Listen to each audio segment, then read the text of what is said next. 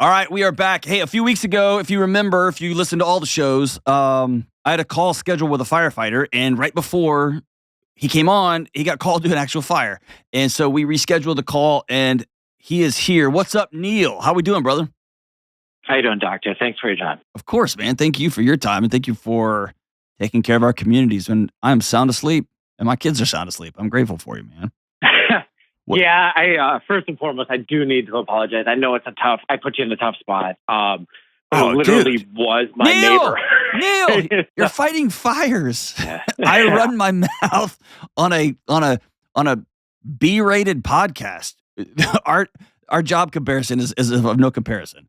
Kelly's like, no, this is an A. This is not an A.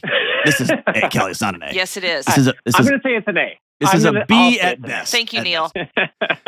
Man, you do your thing, Neil, and we'll reschedule every single time we need to. So, what's up, man? I called in a couple of weeks ago when you were on the Dave Ramsey show, and I'm sorry. Actually, I even called in a little late on that show. I wish we would have had a few more minutes to talk because it does kind of concern both of you, if you will. Yeah. I followed the Dave Ramsey program. We're doing well. We've got a good job. We eliminated debt, minus the mortgage. And so as we continue down that path, what's happened over the last 2 or 3 years because of this role that I play with the fire department, we've encountered a number of children who have passed on scene. And unfortunately, I've been on a lot of those calls. And so as that has happened, it's put me in this mindset where I'll come home and the kids will say, and I have 4 daughters, which is just beautiful and wonderful. And they'll say, hey, Dad, I really want to see this or do that. I want to go there. And because I'm in this mind frame, I just kind of book it and go. And so I'm kind of breaking my policy with what I've done with my debt. I've broken into a few of my savings accounts and made sure that I had that time and that memory with my kids. And I always tell, beyond being a firefighter, I have a full-time job. And I tell my team, before you come to me, I want you to ask yourself one question. Is the house on fire or are we out of coffee? Keep it simple, right? And so at this point, I'm a little nervous with where I'm at. I feel like this fire is at the incipient stage, and I feel like it could progress. So I'm trying to head it off, and that's why I called. I love that, man. And I take so many calls on this show and then also on that show that very few of them stick with me long term, and yours did. In fact, I took some time the following day. Our call that we had together, and if you want to go back, we'll link to that call in the show notes here. If you want to go back and listen to the original call, I was on the show with Dave Ramsey, and you called in. Brother, in talking to you, I had some memories of some situations that I hadn't thought about in years. And I got a little girl too. And it was like, I had some time that I had to spend with myself, right? So let me ask you a broader zoom out picture here. The picture you're painting is of a guy who has a lot going on, and a guy who is constantly being called up for service to his family. You're a great father.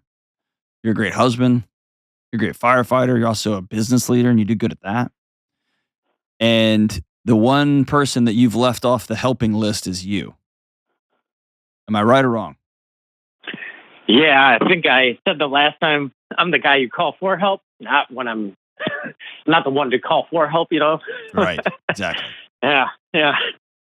So, yeah, I forgot that I said that. Like most firefighters, I just want to call it out what it is. Most firefighters are told, if you have a problem, come see your supervisor, go to your chain of command. And nobody in the world in a first responder situation is going to go tell their boss they're struggling with anxiety or struggling with depression, or, hey, I've seen too many kids passed away this month. I can't do it. I need a break. Can't do that because they're going to kick you off to desk duty, or they're going to roll you off of patrol. And so you just got to sit on it. Or they give you some counselor that is got a reporting line to some, right? So you just say, so folks say nothing. And then you know the amount of first responders who are struggling with substance abuse, who cheat on their spouses, who have all sorts of other issues going on in their lives. And I'm convinced beyond a shadow of a doubt it's because they see this stuff all day long and there's nowhere to go. And you are too valuable to not take care of my friend Neil. So my question how do you do that? Or why, let me ask this. Why won't you do that? I'll just be super direct. Why won't you do that? Well, so I had a chance to read your book, and one of the questions that you posed early on, like after World War II, we had this abundance of money and credit, and people were able to get what they want now. They could get it at any point, and that has never really left our culture, our society. And you posed the question, why? And so I thought about that, and I have been. And so I think about, what if I lose this moment with my kids? And that's my why. I need to do this now. I need to make this memory now. Because when we are doing something in Florida or at a national park or whatever, we're completely unplugged and we're completely together. But we're not that when we're here at home. When we're at home, we're running. Why have you chosen that life? Oh, God. Why not? We're American. Right. There you go. So you run in this country. So I know, and we've created worlds that we literally have to escape from. And we have everything, and we've created worlds that are so abundant and so fast moving that we have to pay more money to leave them, to get away from them. And that, my friend, is insane. Yeah, but here we are. And I don't know what my next step is. Okay. Because since we've talked, my kids sat down and they talked about national parks. They were looking through this beautiful book that we have, and one of them said, I want to go to Glacier. Guess what? It's booked. Yep. I've done that since we've last talked. Yeah. And listen, you know, your kids know that when you get to do something nice for them, it lights you up. And so they love it when dad's lit up. And so they're going to find cool things that they like and bring them to dad so that dad lights up, and then they feel like they're bonding in that relationship. If you got a bunch of water balloons and after school today, and it cost you $1.59 at Walgreens, and after school today, or I don't know how much balloons cost, maybe it's $5. You had them in buckets, and your daughters came home, all four of them, and you said, you guys got 3 minutes to hide, and it's game on. They would tell that story at your funeral, not the Glacier Park story. Yeah, I know. And here's the thing. You're creating memories. You're trying to hedge against the fact that someday something bad's going to happen to one of your daughters. You're trying to hedge the fact that you have seen these moms and dads that cannot physically stand up because they have fallen down at a crime scene. They've fallen down at a wreck scene. You've seen it. You probably helped pick them up, right? Yes. You ever held a mom who just lost her baby, lost her kid? Yes. It's a different hug, isn't it? Yeah. You can't breathe. It's a strange hug.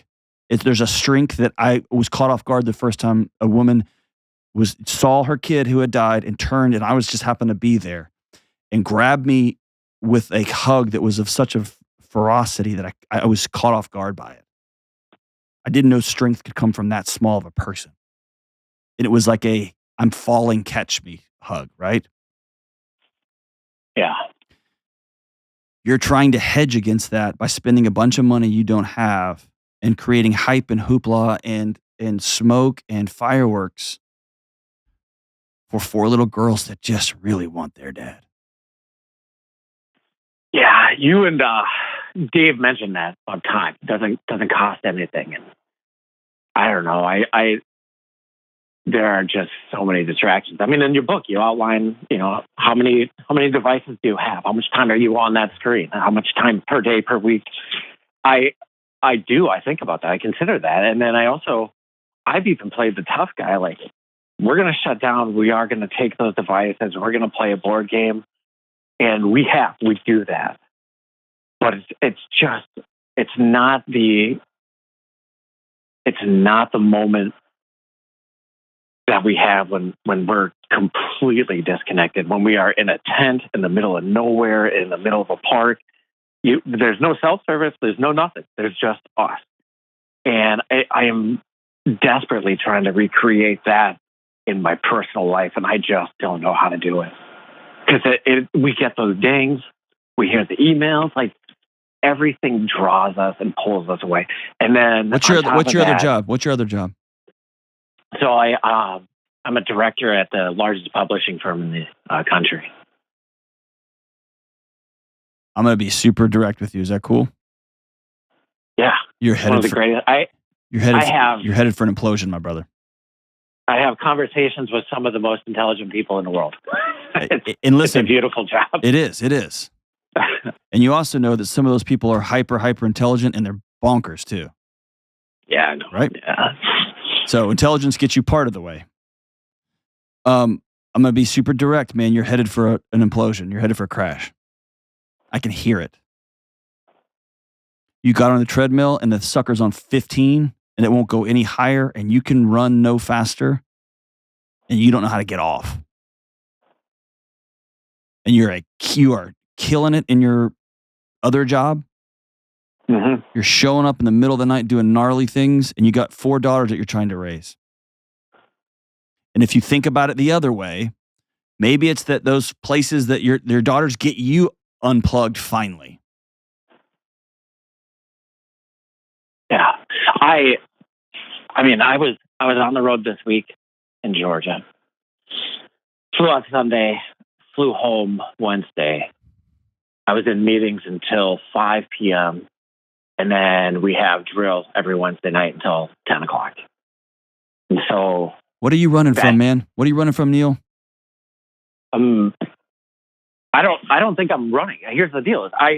I honest to God feel like my daytime job, I love it because I feel like I'm providing education to the masses, and we're doing a great job because education is the way out for a lot of people who especially have economic boundaries, right? In the evening, I'm waiting for my pager to go off because somebody in my community, like my neighbor last week or 2 weeks ago, they needed help. I can help. I'm a helping hand, and I can do this. And you're going to be of no help to anybody when you're dead. You're going to be of no help to anybody, Neil, after your 4th drink again. You're too smart for your own good. And you have wrapped your pathology in altruism. You're a great human being. And you use that as an excuse to not sit at home and be still. Yeah. I'm not going to argue that. Because you don't think you have value in and of yourself. Your value is only found in your utility. Is there a problem with that? Truly. Yes. I mean... Yes. Because at some point, Neil, you can't be that guy that shows up. Or at some point, your daughter is going to have a wedding, and you're going to get a pager number. I left my brother's wedding to go deal with a car accident. And I will go to the grave with that one. Because I screwed that up. I said, my role in my community is more important than looking at my brother and saying, I honor you, I'm going to spend the day with you on one of your most happiest days of your life. I missed it, man. I screwed it up. Because I had put all my worth in this thing that I do for other people. And I had no worth in, my brother just wants me to sit by him at his wedding and say, this is incredible. Let's dance and eat. I missed it. And the more we think that our only value is in what we do, the more we just chase more things to do. And we push that thing more and more and more and more and more. You're talking to a dude with 2 PhDs, man. I didn't get that because I'm super smart. I get that because I was running from myself. And while I was getting a PhD, I was working full-time as a dean of students at a law school. And I was also running crisis calls in the middle of the night. I know. I read. Are you saying? Do you regret it? I absolutely. Because I missed my son's childhood. I've got some great stories and I've got some great experiences and I helped a lot of people. And I missed some things that I could never get back. Well, let me ask you this. How do we move forward from here? I am so ingrained in what I do. And I have a team of 8 that call. And my team, unfortunately, I kind of have a unique circumstance with my full-time job because I have a rep down in Florida, in Orlando, and then I also have a rep that's up in Spokane. So I am going from 7 until 7 per se. Neil, I am listen, ingrained in all this. You're not ingrained. Where do I go from here? You're a prisoner.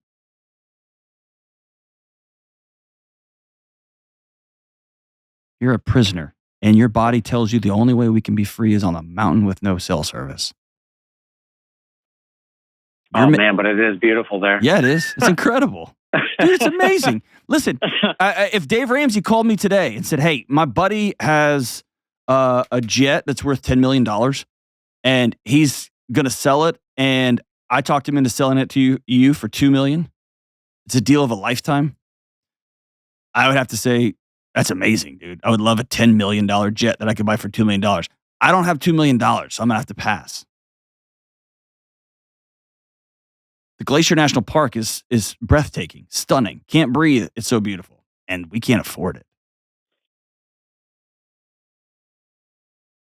You've created your prison's locked from the inside, dude. Here's the place to start.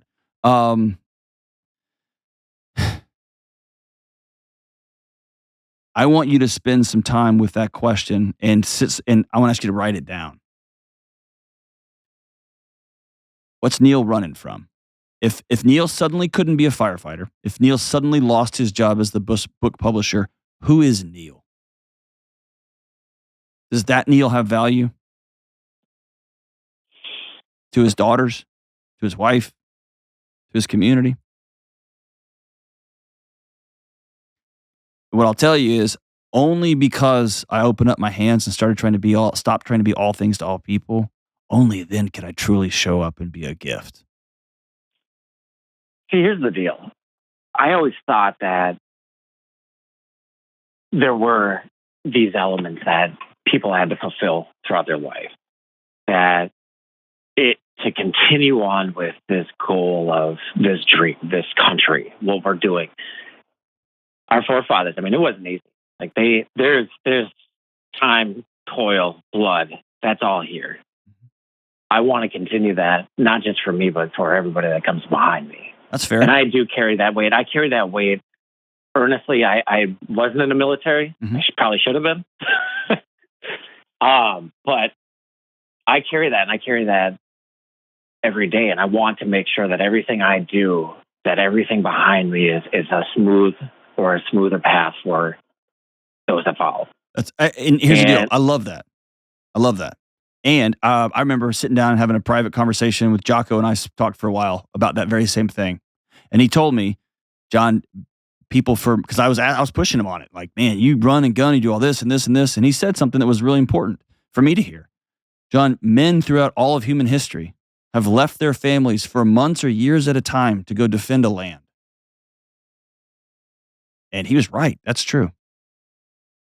The question you have to ask yourself is, if that's your path, then that's your path. I'm not going to take your path from you. You want to die on the battlefield? Good for you. I'm all go for it. Okay. That doesn't give license to be irresponsible with your finances. So let me say this. If you're going to die on the battlefield, making the world better for everybody else, then go all the way and do it all with integrity. And know that it's going to come at a cost. You can't do all that stuff and not miss games. You can't do all that stuff and not miss weddings. You can't do all that stuff and have your wife going to bed by herself a lot. You can't do all those things and go on all the family vacations too. You just can't. Yeah. You got to choose. And if you're going to choose one, you got to make peace with the other. I think I'm here because I don't want to keep going down this path. That's what I think I do. I agree with that. I also know that in my life, I'm just speaking for me, When I start getting existential and global, that's when my anxiety's at its highest, and it is just looking for things to spin up about. And So I guess I'm hoping from you, or asking, Okay. praying. Um, I'm looking. I mean, you give me a Dave Ramsey plan. Mhm. I will follow that day in and day out, step by step, and we're going to achieve. And I did. Okay. How do I like? I don't know how the heck you would even formulate a plan for this scenario. What do I do? I want you to get off the phone, and I want you to go to psychologytoday.com. And I want you to go through the list of local counselors and psychologists in your area and just scroll down until you find one that you read their little bio and think this might be the one for me. I want you to make that call. And when you sit down with the counselor or the psychologist and they say, "Why are you here?" I want you to tell them, "I am an executive, I'm a firefighter, and I saw 4 dead children this month." And start there. And by the way, if you want to be a real gangster about it, you can say, one of them, her name was Susan, and she was 6. And one of his name was Steven, and he was 4. He was wearing blue jeans. Let's get real specific. That's where you start.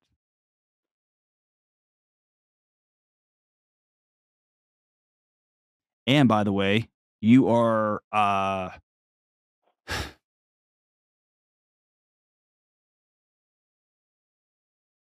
that's one of the truest marks of bravery I can account for.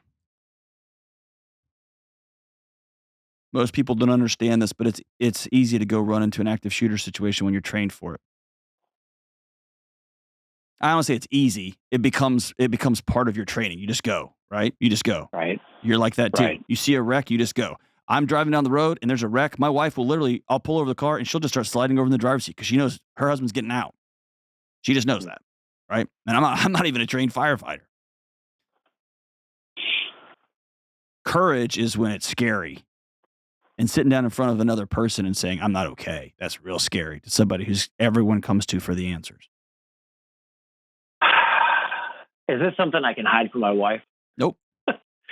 Hey, Neil, she knows. She knows. She's married to as I put in the book, she's married to a taser.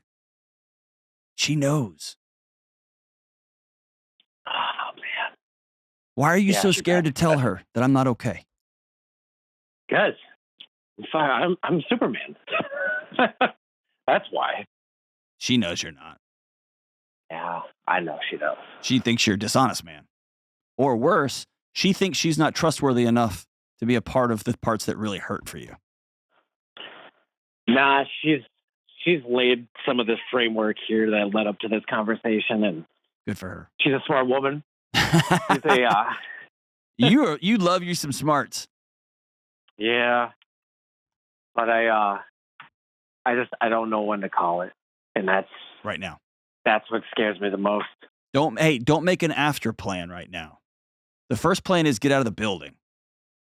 So the first plan, like you're trying to, like the house is on fire and you're trying to start drawing up architecture plans for the rebuild. Get out. That is a great analogy. Just call the counselor, call a psychologist and say, "I need to talk." And you can say, "I don't buy into this stuff. I think this is for weak people. This is not for me." But here we are. I'm not all right. And here's the beautiful part. When it all said and done, I actually work more hours than I used to. Crazy, right? Yeah.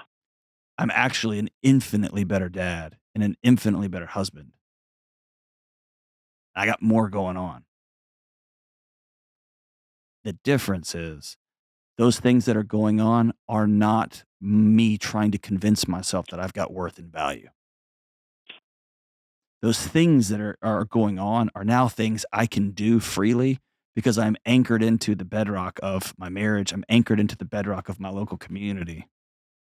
And because I did that work, because I'm working hard to create a non-anxious life where I'm not overscheduled and overzealous and overrunning, and there's always electronics, all the stuff that the world we've created.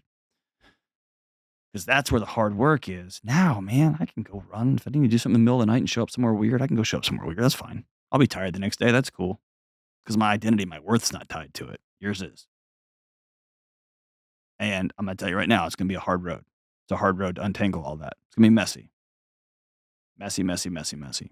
And I have 1000% confidence that you can get there. And I'm proud of you and I'm grateful for you. I will be with you every step of the way. Call me anytime. Shoot me a direct message and we can figure out a way to communicate offline even if you need to. But I'll walk alongside you. I can't be your therapist or counselor because I'm not even one of those at all, but I'll be willing to pitch in where I can, man. Your community needs you and your family needs you. And Neil needs you. I'm grateful for you, man.